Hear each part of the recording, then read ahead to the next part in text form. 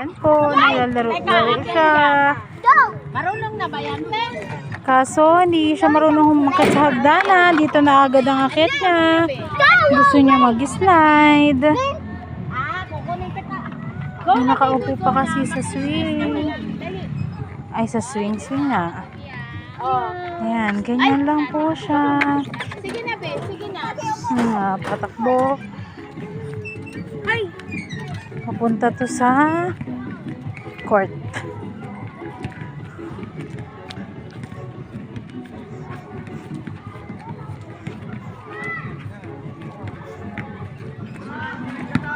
Gihit na. Rich G, come here. Pwede na kayo. Hati lang kami na Arthur. Yan, takbo-takbo ang gawain ang magulo sa mga naglalaro. Doon tayo. Umupo ka dito, dali po na. Po. Sit down. Sit. Oh, go up. Go up.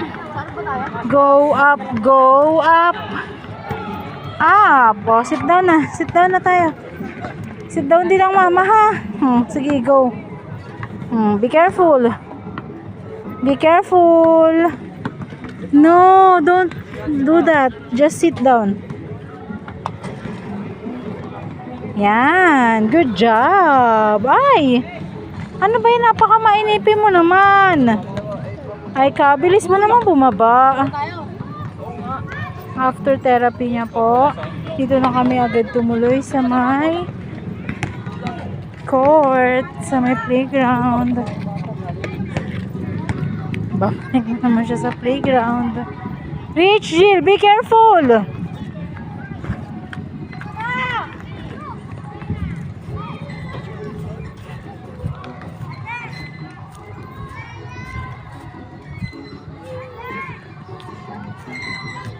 Yan, dadalawa lang ang nandito. Sana madagdagan. Yung isa sira pa. Ay.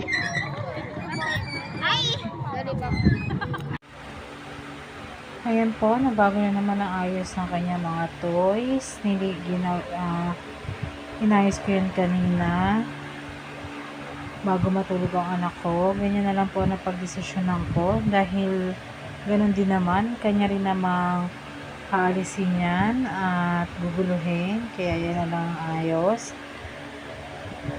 Meron pang ibang toys. Hindi ko na nailagay din, nandun pa din, nandiyan pa rin sa lagayan. Yung iba, hindi ko pa rin mailagay lahat. Tapos nang hinahanap ko yung lamesa na maliit, dito ko yung nilagay nung nakaraan. Ewan ko lang kung nasaan na ngayon, baka na itabi. Ayan po. Ito pa pala bear. Kay tita mami niya to. Nandito lang sa kwarto.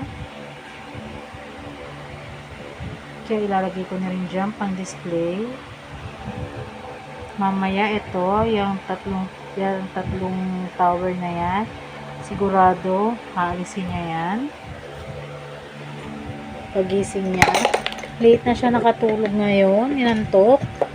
Sabi ko nga sa kanya, wag na siya matulog, pero nagwawala, kaya pinatulog ko na rin siya para naman din may pahinga siya. Pero mamaya pagising niya, malamang sa malamang nito hanggang madaling araw na naman mulat.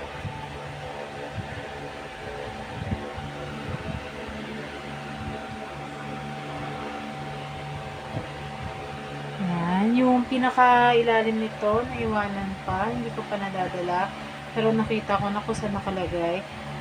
Siguro soon magiging kompleto na yung magiging 10 na yan.